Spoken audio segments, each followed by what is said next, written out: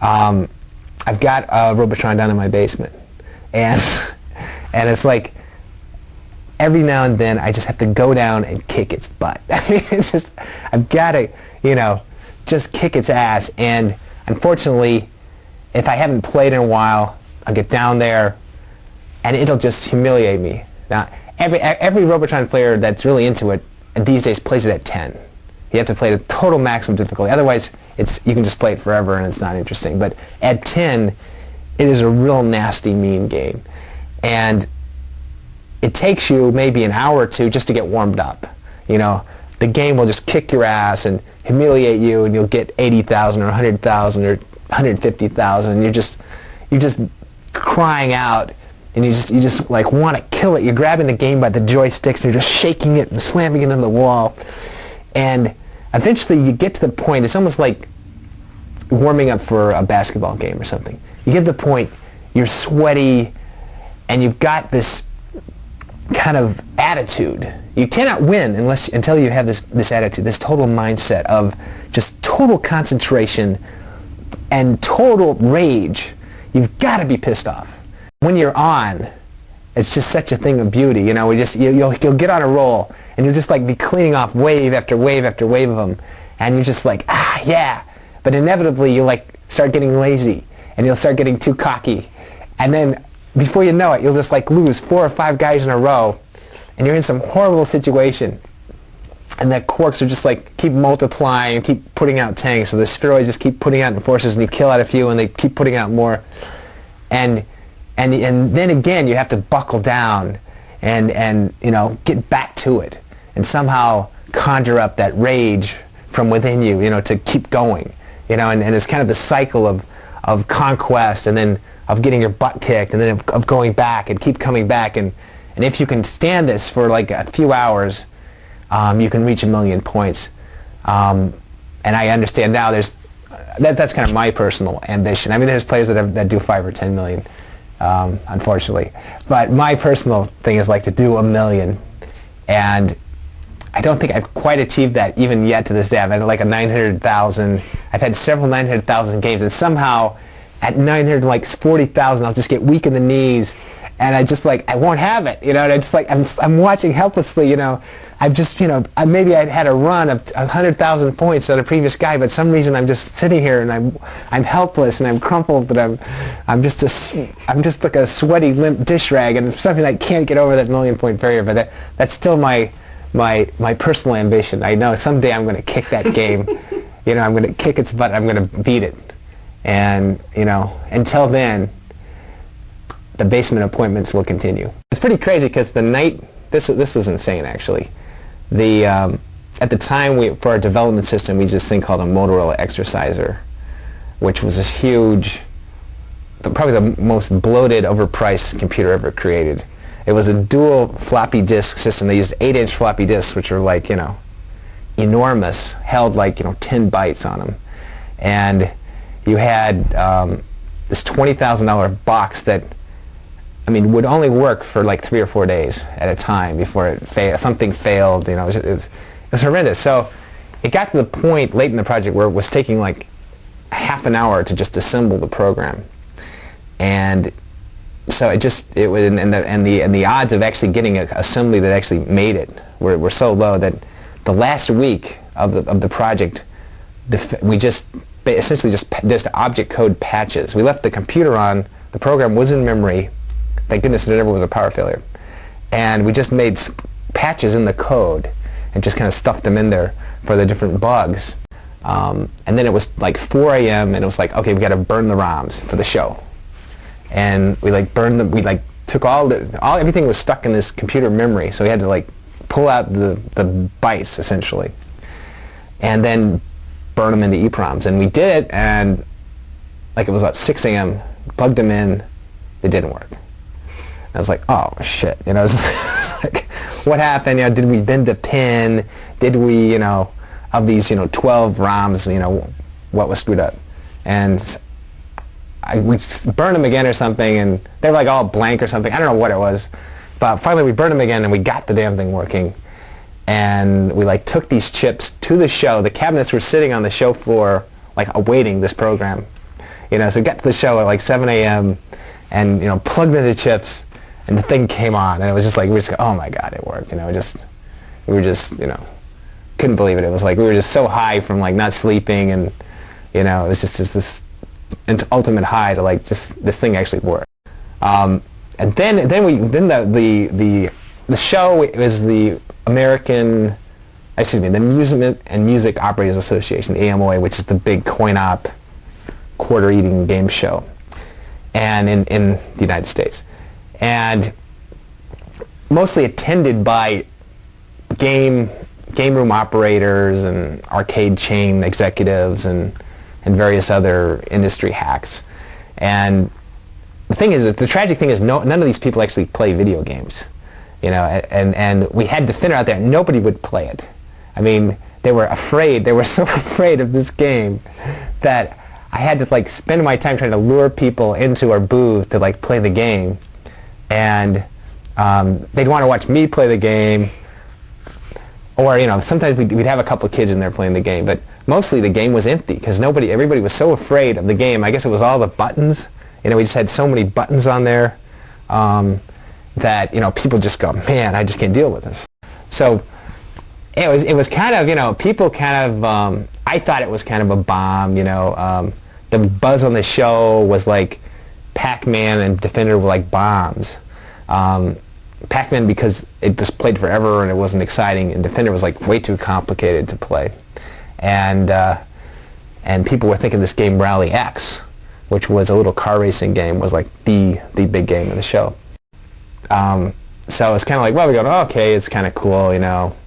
Maybe we'll sell 1,000 games or something. You know, maybe some suckers will buy them. But you know, at the time, it seemed like it was a bomb. But I don't know. We were just so high from finishing the thing that it wasn't disappointing at all. In fact, I don't know. We kind of maybe were proud that it intimidated everyone. You know, it's like we're kind of proud that the game like freaked people out. You know? We stuck it out in an arcade, and the first night, I didn't even show up.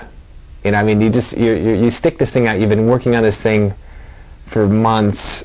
You almost got fired, you know. I mean, there was a point where I cleaned out my desk, you know, in like the dark days when I was working on the astronauts. I'd actually cleaned out my desk and had put all my stuff in boxes. I mean, I was that close to like just quitting.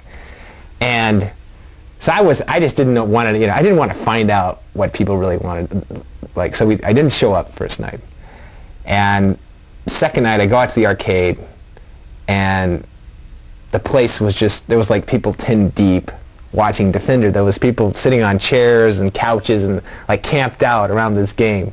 And at that point, I figured, wow, maybe this is kind of cool. I think they will soon realize that humans are nasty little things. You know, they're trying to blow up things. They got car bombers. They got nuclear terrorists. You know, all these mass murderers. You know, all these nasty little habits that humans have. You know, create wars, threaten to blow up the world. You know, endangering the entire planet. I mean, it's clear that humans are psychos, and for their own protection, you know, we'll have to be confined in safe zones. What happens is the brains, their algorithm, which was supposed to be seeking out the closest human and then go and reprogram them. That was supposedly their algorithm. Something got screwed up, which actually I never really looked into it. Didn't really want to know because it was working good, but they all turn out they initially will seek the first human, which in the case of the first brainwave is Mikey. There's one Mikey and there's all these other mommies. And so they're all going for Mikey. If you can keep Mikey alive, don't pick him up and don't allow the brains to kill him. If you can keep him alive, then the brains will continually try to seek him and they won't program any of the other mommies. And so in that situation, you can basically kill all the brains, but you have to leave one left so that the wave doesn't end. And this is the horrible thing, is that so often you'll like kill the last one, or it'll be a grunt will be left or something, and then it'll run into like an electrode, you know, before you've picked up this treasure trove of points, which is all your humans are just waiting out there, and you wait for one turn. You want to pick them all up in one turn so you can turn them all into 5,000s. But if you somehow blow it, then you get nothing. Management came down. This was about 3 months before the show, before we had to finish this game, and management came down and goes, man, this game is a pile of shit. I mean, this game is so stupid. I mean, what are these people on here? I mean, where are you going? You know, it was like, you know, they were saying, okay, you got to get rid of these stupid astronauts out of there, you know, and get some game going here, you know, because you are really blowing it. There was a bug when we first were working on the flying and the running of the ostrich, and we had neglected to consider is when the ostrich lands on some of the floating cliffs, of how's that handled. When does the animation call the running leg and then the non-leg flap sequence? So there's a lot of situations where the ostrich is, the cliff is floating and the ostrich will be flying, but he's not high enough to show his legs, so it'll just do a belly flop across the cliff. And on the one side of the screen, we had two cliffs that were staggered, and when it does a belly flop, there's a little hole of a couple of pixels, and it allows the bird to squeeze out between the two cliffs. And we're racking our brains trying to fix it, but we were so embroiled in playing Cutthroat, where we would try to kill each other when we were playing and testing the game, and it became a really fun trick to do, is that someone would be hovering underneath these cliffs, and then you'd deliberately do the belly flop and squirt out and kill the guy underneath. And so we decided to keep that in there and call it a feature. Joust 2 is the trivia question of all time, I guess, was that there actually was a sequel. We tried to resurrect Joust in 1985. Didn't make many games, but this is at a time when very few video games were selling, and there wasn't much of a video department anymore. And had met with you know, some of management. We were trying to figure out, well, gee, let's try another game, and so we were considering resurrecting and doing a sequel of either Robotron or Joust, and they decided to let's give Joust a crack at it. Right now the old video games are being gobbled up by collectors and in people's basements, but the prices are just starting to rise on some of them. You can still get a lot of old games pretty cheaply. I've been looking for an original Joust cocktail table, of which there is, even though Joust did really well, we only made about 500 cocktail tables. And it was really too bad, because it was one of the originals. It was the only two-player simultaneous side-by-side cocktail game that was made, so it had a unique look, because at the time most all the other cocktail tables like Pac-Man and Ms. Pac-Man, one person sat on one side, the other sat on the other opposite, and then the screen flipped around. Well, this played just like the regular Joust, because you're both sitting next to each other, and the screen didn't flip. So I'd always regretted that I didn't get one for myself, so I finally found one and did some trades here and there, and I paid about $500 for it. But I would say they're probably worth more than that now. Compared to now, we're working with bubble gum and rubber bands and hot glue.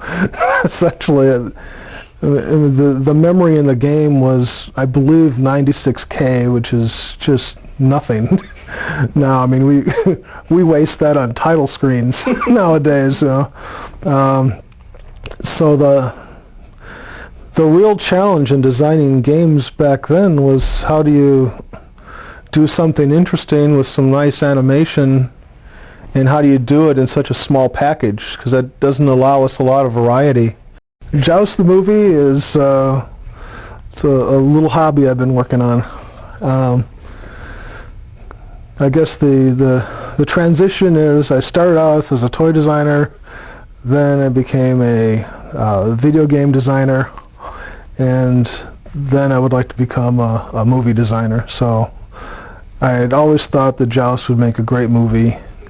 The technology was never there for what I had in mind, but now it's more than there.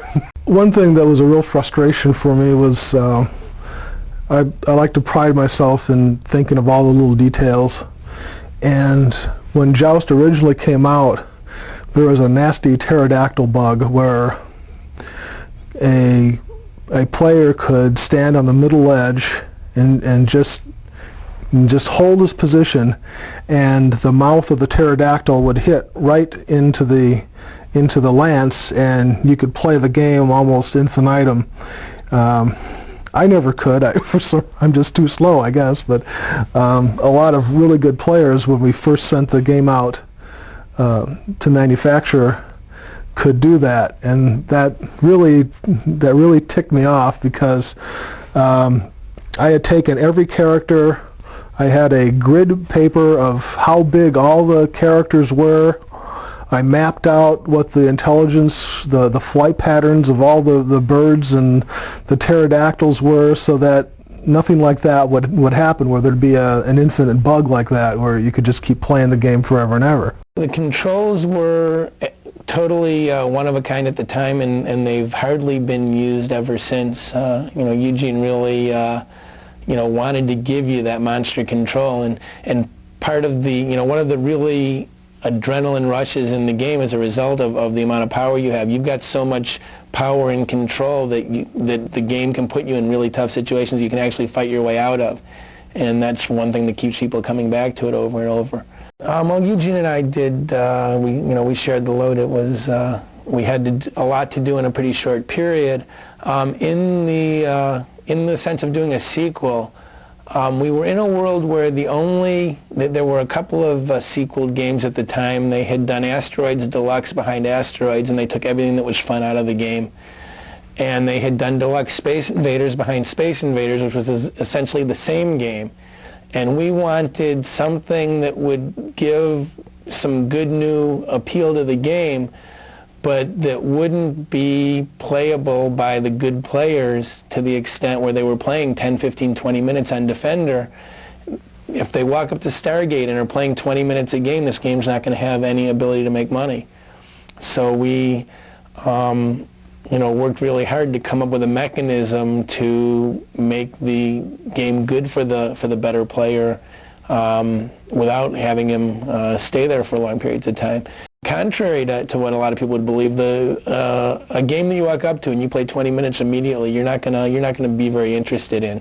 You need the new conquest. You need to go up there and have it going. You're dog food, and for you to want to come back and try and learn and beat it.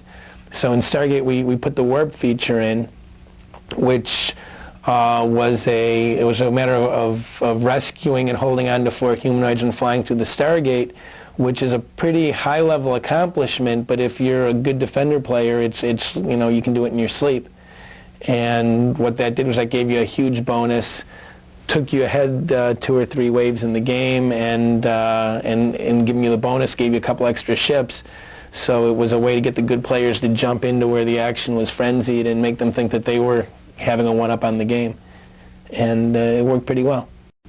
There were some games in that period that were producing either low numbers or not at all that most of the audience probably hasn't had a chance to see. Some low production games were Mystic Marathon, Turkey Shoot, Inferno. Those 3 were tested, and then there were some number built of each of those models, and they can be found in collectors' hands, but the quantities are limited. Then there were games like Play Ball, Speedball. There's at least one other that were fully developed and tested, but were never put into production, and there are no games in collectors' hands. I have the only existing Play Ball sitting in my office. That was VidKids. That was, we started in February of '81, and then Stargate was our first game. And what else did you guys do besides Stargate? We did Stargate, Robotron, and then a game called Blaster, which is falls into that low production category. And we also actually developed an Atari 800 version of that game, which preceded the coin-op and was never brought to market. When I first got the Digital Eclipse program, my mind was blown. My first encounter was actually Paul DeSalt called me over to the front of our building, and there's two guys there with a Macintosh, and Paul goes, "I want to show you something." And he plays with his Macintosh and types something. All of a sudden, the carpet sweeps of the memory test, which is pretty much a signature of the old Williams games, is appearing on the Mac, and I'm like, oh my God, you guys wrote a simulator. If someone had told me in 1982 that in 1995 I'd be sitting on my computer playing on a machine that's simulating the program, my exact work, I mean, I would have thought, I would have wondered what the guy was smoking. The games themselves, when they were done, were such a struggle against what could technically be done with affordable horsepower. The fact that this could happen is just, represents amazing growth in the speed and size of these computers. The most amazing project was the Defender project, because we were the #2 pinball company at the time, and we were we're going to get in the video game business, yeah right, Williams. And we got a bunch of people. They were put in a separate facility over on Belden Avenue, and this group, everybody had one goal, and that was in a pretty short time frame to do whatever it took to make a really hot video game. And just the way things were accomplished by that group and the atmosphere among this group was just amazing. I've never seen it equaled. And now I've got a management role, and I would love to take and bottle whatever the ingredients were to try and create a situation like that again. And it's the best situation I've ever seen or been in. We also had a sequence where you can, play with the controls, and out comes a copyright message with Eugene's and my name on it. It's in both Stargate and Robotron. The Robotron sequence I know off the top of my head. The Stargate one I have written down. What's the Robotron? The Robotron one, okay, it's three. Each of the sequences are three combinations of buttons being pressed, and you have to do combination 1, and then within a quarter of a second. When you let go of combination 1, you have to be on combination 2 within a quarter of a second. Then when you let go of combination 2, you have to be on combination 3 within a quarter of a second, and you have to do all this without dying in gameplay. It's not difficult on a Robotron. It's much harder on the Digital Eclipse version, but I have done it. It doesn't matter how long you sit on each combination, but when you let go of the combination, you have a quarter of a second to be on the next one. Combination 1 is move right, fire up, and press the player 1 start button. Combination 2 is move up, fire down, and press the player 2 start button. That is the 2-player start. And then combination 3 is move down, fire up, and you hold the fire up, and it'll hold the message on. When you let go of the fire up, the message goes. The thing that's unfortunate about it is that the fellow who was in charge of that decision-making process, Noah Falstein, decided he was nervous that we'd get in a lot of trouble, too much trouble, for putting an Easter egg in. So he buried the thing so deep down that I can't even remember this complex series of things that you have to do to get it to show up. Guaranteed no one ever find it. The bug was a real cool one. When you play the game, as the Sinistar kills you and starts to kill you, you don't die right away. You sort of like circle over the Sinistar's mouth, and then he chomps you, and then you're destroyed.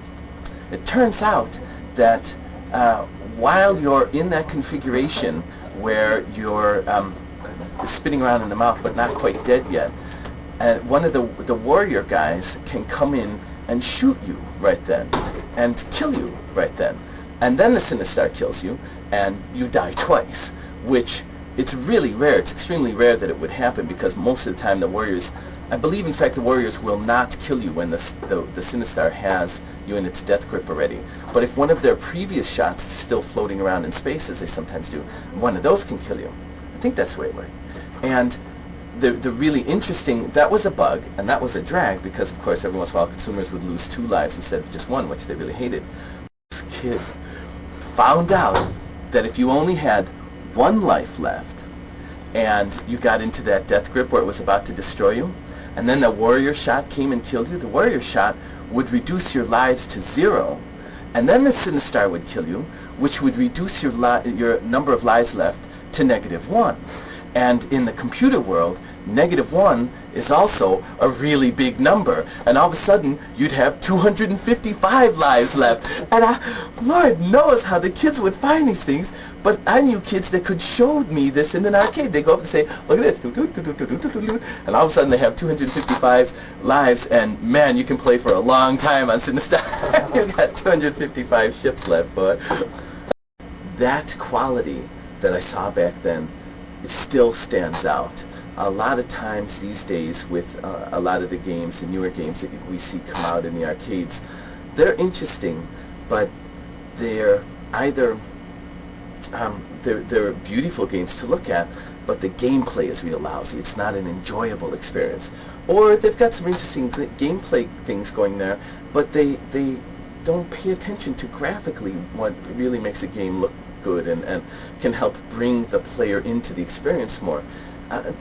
You don't see a whole lot of attention being paid to all of the parts of a good game all at the same time, as they used to in the old days when the discipline seemed to have been different. And so it's really easy for me to believe that there's this, classic bring the old stuff back again kind of sentiment out there.